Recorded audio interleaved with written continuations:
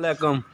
लो जी दोस्तों, दो रवे दियां बल्कि मंडी दियां बड़ियां पुरानियां शख्सियतां ते बड़ियां अल्लाह ताला दियां नेक रूहां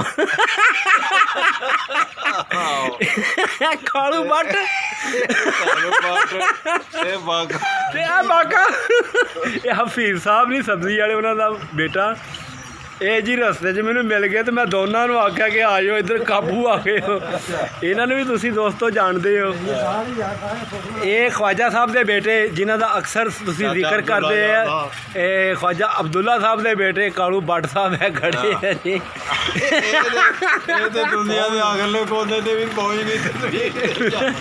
लो जी ये दो बंदे बड़े प्यारे खड़े आ। अच्छा गल है वे कि यह दसो कि जेड़ा मुबारक है नासर साहब का भाई जो बब्बी को काम करता होंदा सी, वो हयात या फौत हो गया है? बाका होटल वाला हाँ हाँ बिल्कुल है वे।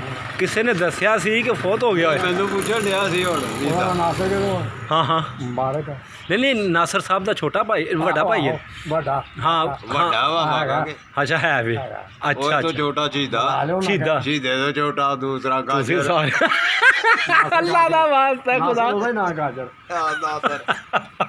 बहरहाल साढ़े सारे प्यारे दोस्त ये तो अलहदा गल है कि अस एक दूजे के नाम रखे हुए हैं। ते ए जनाब साहब है नासराबाद खड़ा वे ते मैं कम जा रहा सी। केड़ा तैरी अपना? अच्छा अच्छा नहीं नहीं यह साडा एक बड़ा प्यारा ग्रुप है, सारे रब्बे दे बंदे आ ते रब्बे दे बंदे आ और एक दूजे नूं असां सारे जानते हैं और बड़े प्यारे अंदाज नाल एक दूसरे का जिक्र भी करते हैं। हाँ जी।